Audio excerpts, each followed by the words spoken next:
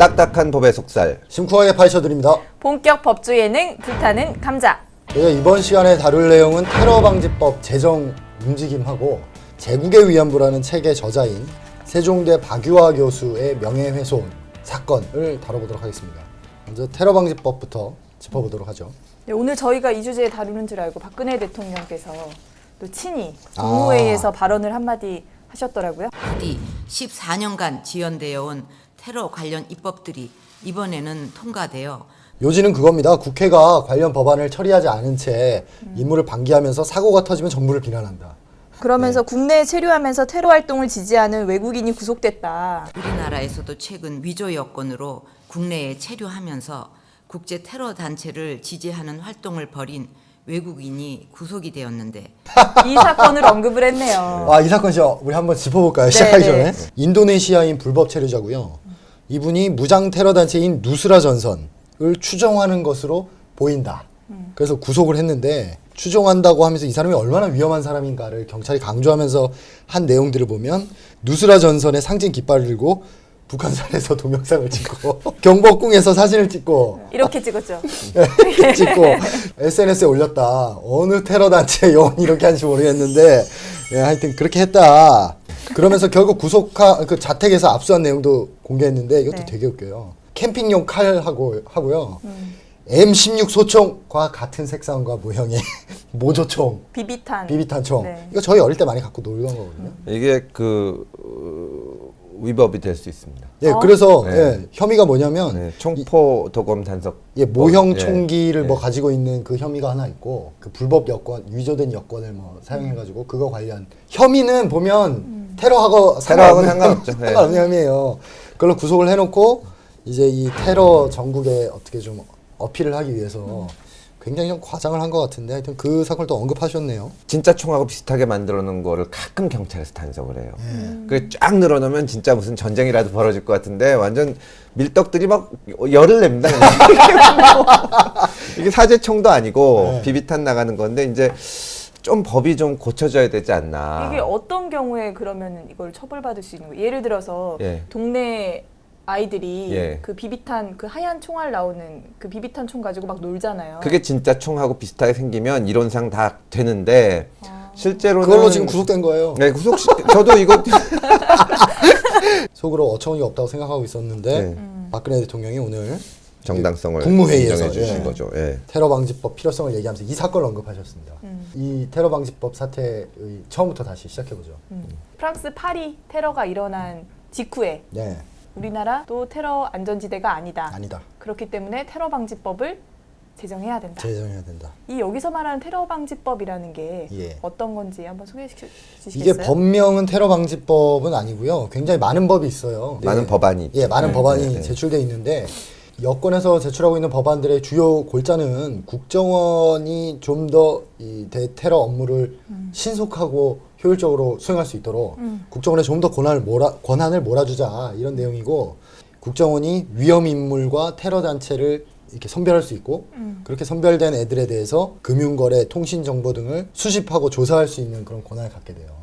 근데 이제 수집하고 조사한다고 해서 영장 없이 한다는 건 아니고 사실 검찰에서도 국정원이 가진 정보는 다 볼 수 없잖아요. 네. 지금 공안 사건의 경우에만 이렇게 좀 지휘를 하는데 정보를 통째로 움켜쥐고 있기 때문에 네. 이걸 수사까지 하게 되면 정말 막강해지는 거죠. 국정원이 최근에 왜 증거 조작 사건으로 큰 무리를 빚었잖아요. 그렇죠. 그때 한참 얘기가 나왔던 게 정보기관이 수사권까지 가지고 있다 보니까 이 둘 사이가 섞이면서 결국 이런 사고가 터진 거 아니냐. 그렇죠. 예. 이런 지적들이 많았는데 지금 이 법안은 그 국정원의 수사권을 지금 굉장히 예외적으로 대공사건에 대해서 주고 있는데 그 수사권의 대상이 되는 범죄를 굉장히 확대하는 방향의 법안이기 때문에 야당에서 굉장히 반발하고 있죠. 테러 자체를 다룰 뭔가 방안을 짜내야 된다는 데는 동의합니다. 일반적으로 생각하는 범죄하고 전혀 다르거든요. 형벌이라는 것은 아주 간단하게 생각해보면 범죄를 저지르면 큰 불이익을 준다. 네. 그거를 이제 생각하게 하는 건데 그런 거를 개의치 않는 거죠.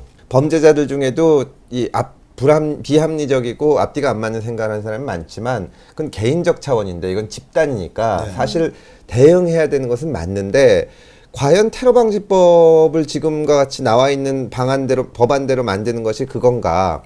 미국도 예를 들면 CIA하고 FBI를 엄격하게 구분해 놓고 있잖아요. 그렇죠. FBI는 국내에서 이제 수사를 하고 CIA는 그 국외 정보를 하고 이러는데 우리가 지금 뭐 국정원이 약하거나 이래가지고 테러 방지를 못하는 것은 아니죠. 그럼 지금 현행 법으로 어떻게 대응할 수 있는 방법이 있나요? 법령에 그 테러 방지만을 위해서 어떤 특별법 같은 게 있진 않고요.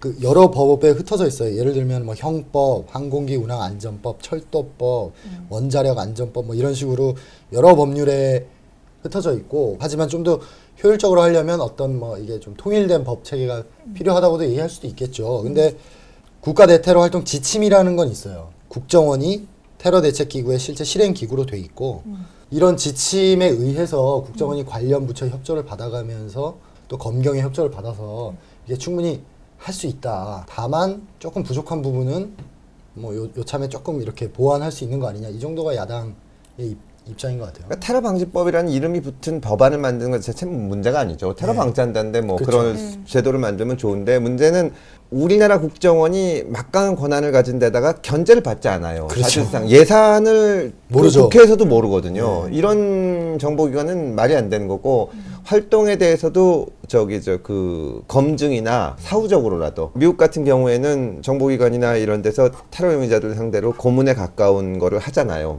국회에서 사후에 거기에 대해서 공개적으로 논의를 벌입니다. 이게 맞냐 틀리냐. 근데 우리는 그런 절차가 전혀 없는데, 그런 절차는 마련해 놓지 않은 상태에서 더군다나 국정원의 그 정치적인 편향성이 엄청나게 의심받고, 지난 대선 때 댓글 사건도 그렇고 증거 조작도 하고 이러는 기관에 통제받지 않는 권한을 더 실어준다는 거는 새누리당의 법안들을 찬성할 수가 없는 거죠. 그 말씀은 보수 진영에서도 수용을 하는 것 같아요. 그래서 견제 장치를 만들어야 된다. 예, 그래서 이제 이 법안을 만들자고 주장하면서 국회 그 정보위를 좀 상설화하고 권한을 좀 강화하고, 국정원이 정보위에게는 정보도 많이 공개하고 해서 통제를 강화하면 되는 거 아니냐. 국정원을 일을 못하게 하는 게 말이 되냐. 약간 이런 식의 주장을 하고 있고요.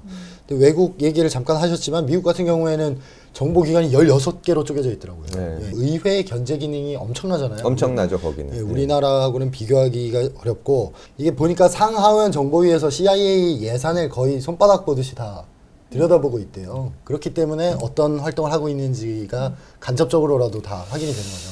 18일에도 국회 정보위에 국정원이 나와서 현안 보고를 했거든요. 근데 그 내용을 여야 간사가 합의해가지고 브리핑을 했어요. 예. 근데 어처구니 없는 내용이 뭐냐면, 그 IS 지지자가 국내에 10명이나 있는데 관련법이 미비해서 신원 파악을 못하고 있다. 법 만들어 달라. 이런 보고를. 근데 그 열 10명이나 명인지 없는 거 어떻게 어떻게 알아? 파악했을까요? 난 그게 좀 이상하더라고요. 그러니까요. 아니, 그러니까 국정원이 정보위에 보고한다는 수준도 자기들에게 필요한 내용만 보고하고, 그렇죠. 예, 그거를 받아서 야당 간사는 이런 걸 왜 브리핑하는지 모르겠어요.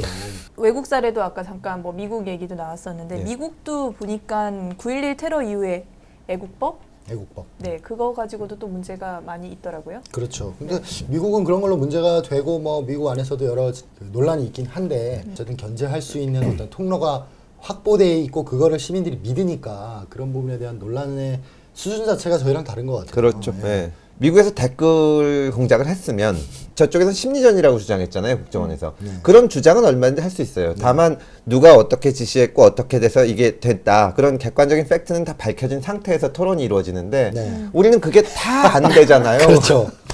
그러니까 이게 견제가 어려워지는 거죠. 진짜 어려워지는 예. 거죠. 자, 그 다시 처음으로 돌아가면, 그러니까 이게 아까 테러 방지법 얘기가 나온 게 14년 전이라고 그랬잖아요. 그러니까 한마디로 9.11 테러가 있었던 직후부터 우리나라도 테러 방지법을 제정을 해야 된다라는 목소리가 나왔던 건데, 아까도 말씀하셨다시피 현행법으로도 어쨌든 얼추 가능은 하다는 거잖아요. 왜 근데도 끊임없이 14년 동안 테러 방지법 얘기가 나오는 건지 그게 좀 궁금하거든요. 이게 테러 방지법이라고 하니까 사람들이 파리에서의 어떤 연쇄 테러 이런 것들만 생각하시는데, 이게 대상과 방법을 자세히 봐야 됩니다. 이 테러라는 범죄를 어떻게 정의할 거냐에서부터 굉장히 스펙트럼이 다양한데, 국정원이나 정부 여권에서 주장하는 테러의 범위 안에는 굉장히 이게 테러야? 일반 범죄 아니야? 약간 이렇게 생각할 법한 내용들이 많이 들어가 있어요. 그런 개념으로 테러를 정의하고 들어가기 시작하면 이거는 굉장히 국정원, 그리고 그런 정의에 해당하는 행위들을 국정원이 수사하고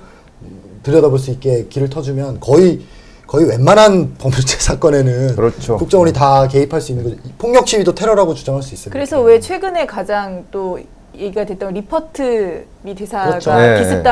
피습당했을 때 그때도 여당 쪽에서는 이건 테러다라고 그때 야당에서도 테러라고 했어요.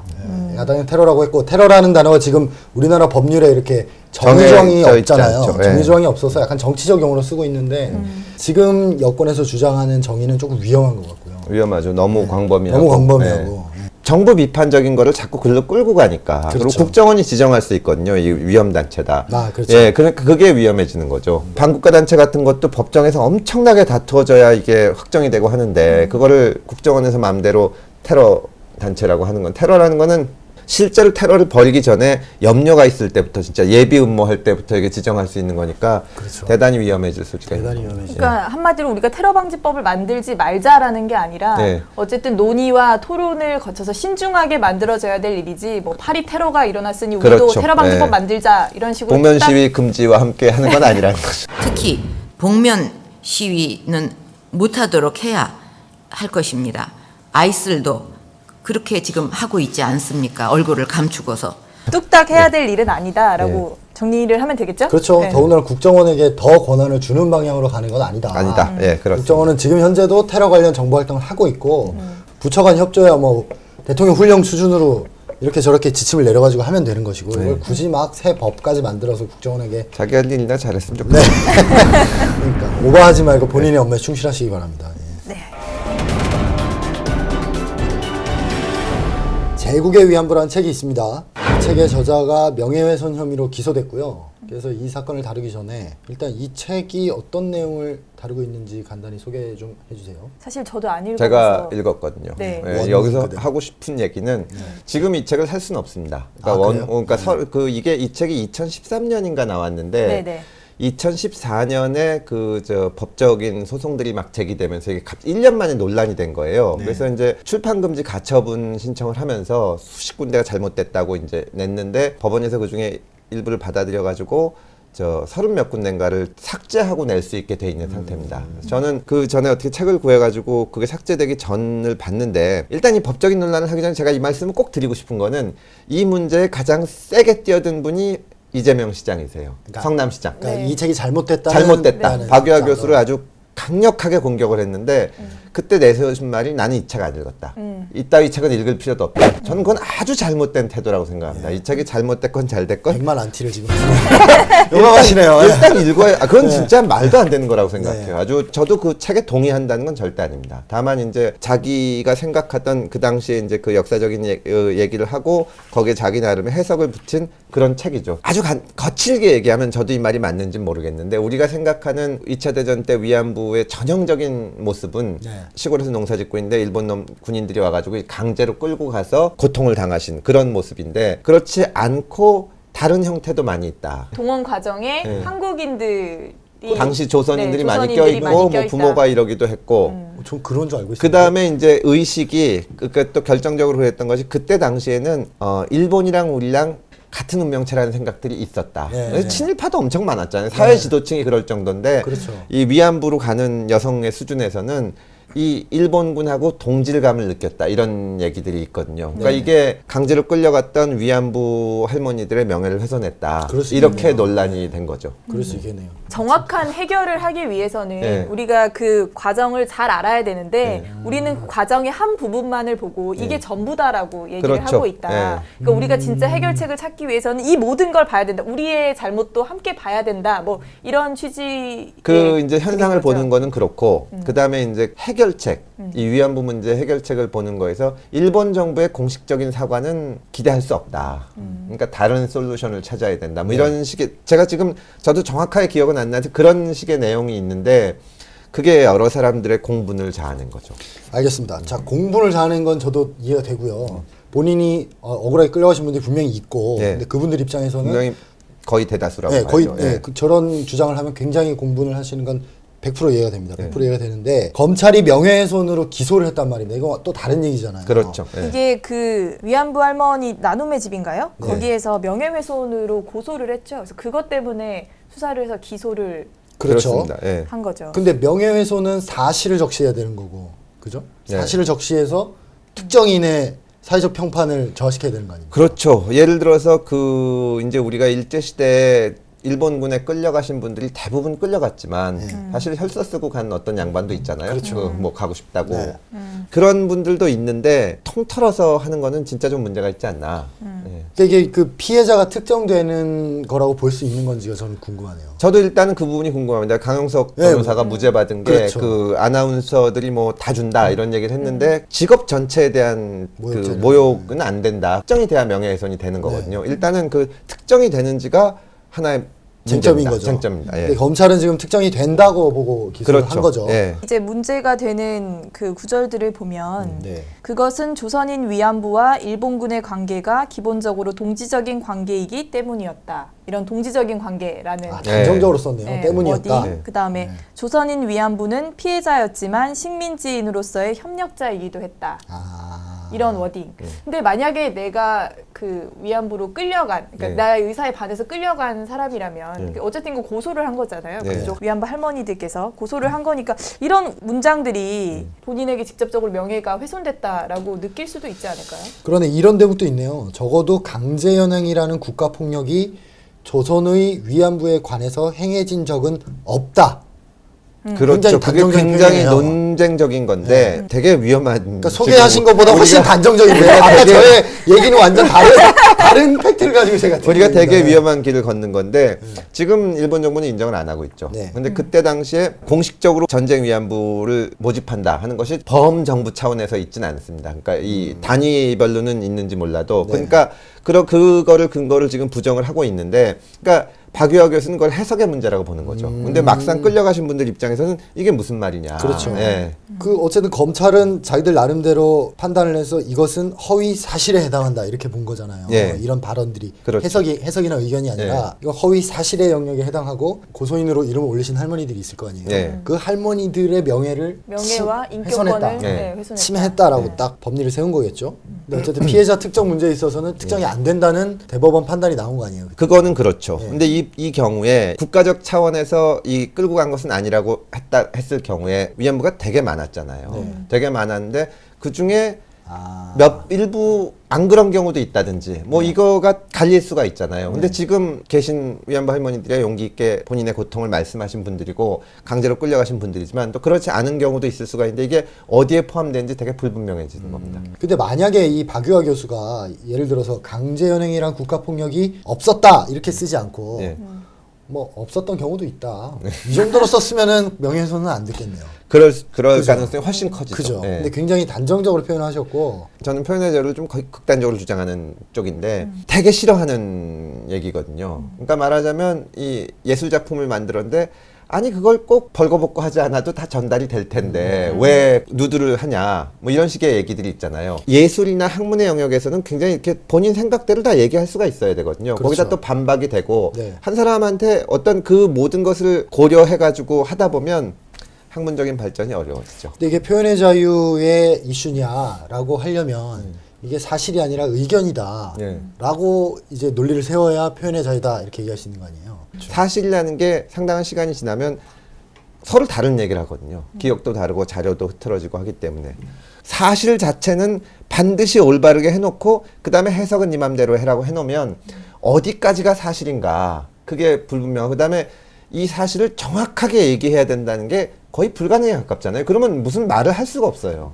그렇죠. 예. 근데 어쨌든 한편으로는 이 할머니들의 입장에서 생각해 봤을 때는 네. 그러면 나는 대체 어떻게 해야 되냐. 네. 내가 어떤 피해를 입었는데 그거에 대해서 내가 뭐 고소도 할 수 없고 검찰에서 기소도 하지 않는다면 나는 어떻게 해야 되냐라고 할머니 입장에서는 또 얘기할 수도 있을 것 같은데. 지금 박유하 교수가 이런 책을 썼지만 우리나라에서 나온 학문적 성과의 절대 다수는 거의 박유하를 제외한 거의 모든 사람들은 강제로 끌려갔다는 쪽에 서 있잖아요. 유신을 혁명이라 그러는 사람도 있고 쿠데타라 그러는 사람도 있지만 혁명이라 그러는 사람이 있으면 우리 같은 사람들 입장에선 되게 기분 나쁘고 그 당시에 이제 탄압당했던 사람 앞에서들은 명예가 훼손당한 것 같지만 그렇다고 유신을 혁명이라 그러니까 그건 무조건 처벌해야 된다. 사실이 틀린 거다. 이렇게 생각은 안 하거든요. 그 절대 다수가 쿠데타라고 하는 것 자체가 명예를 지켜주는 거죠. 이 문제도 그렇게 가야지. 아니 분명히 명예를 훼손된데 왜 저 사람이 형사처벌도 안 되고 손해배상도 안 되냐. 이렇게 가기 시작하면 너무 좁아지는 겁니다. 네. 그렇죠. 사법의 시스템 안으로 들어오면 쟁점이 좁아지고 네. 차라리 더 넓은 장에 가서 이렇게 토론하고 하는 게 더 맞지 않나 생각이 드네요. 광우병 촛불 시위 때도 문제는 정부가 미국하고 쇠고기 수입 협상을 잘했느냐 못했느냐 뭐 이런 문제를 제기한 건데 그때 협상한 사람들의 명예가 훼손됐다고 해서 네. 기소한 거 아닙니까? 네. 그렇게 끌고 가기 시작하면 모든 걸 법적으로 끌고 갈 수 그렇죠. 있어요. 그거는 정말 잘못된 거죠. 그렇죠. 검찰이 기소하면서 내세운 논리가 좀 소개된 게 있어요? 검찰은 질서 유지와 공공복리 등에 필요한 경우 그 자유와 권리의 본질적인 내용을 침해하지 않는 범위 내에서 표현의 자유를 제한할 수 있다라는 대법원의 판례를 들어서 학문의 자유를 일탈했다라고 주장했네요. 그렇군요. 저희가 이따가 했던 얘기랑 비슷한 맥락이네요. 한계가 있긴 있죠. 근데 네. 이거는 박여 교수의 의견에 찬성하지는 않지만 검찰이 이걸 따지는 건 잘못됐다는 거죠. 그렇죠. 그러니까 이 검찰이나 법원을 너무 상급 판단 기관처럼 생각하실 필요는 없는 것 같아요. 우리나라 그게 너무 네. 심해요. 만능 해결사로. 절대 만능 네. 해결사가 아니고요. 거기에 끌고 가면 굉장히 정점이 좁아지고 그 사건의 본질이 훼손되는 경우도 굉장히 많습니다. 저는 여러 얘기를 해봤고요. 저희 김영삼 전 대통령이 서거하셨잖아요. 네. 네. 혹시 뭐 검사 임명장을 직접 주신 분인데 소회나 추억 있으시면 뭐 큰일을 많이 하신 분이고 네. 예, 뭐 공과가 다 있지만 공을 기억해서 지금 같이 민주주의가 후퇴할 때는 그분이 그 유신 때 투쟁하고 하던 거를 우리가 되새겨야 하지 않나 그렇게 생각을 합니다. 저는 개인적으로 돌아가신 타이밍이 참 공교롭다 이런 생각을 했어요. 예. 딱 그 박근혜 정권의 그 역주행의 한 중간에 딱 돌아가셔가지고 사람들에게 많은 생각할 거리를 주신 게 아닌가. 아무튼 명복을 빕니다. 예. 앞으로도 저희 프로그램이나 법률과 관련해서 궁금하신 점이 있으시면 페이스북 계정이나 아래 나가는 메일 주소로 연락 주시기 바랍니다. 저희는 다음 주에 더 뜨거운 법 이야기로 찾아뵙도록 하겠습니다. 감사합니다.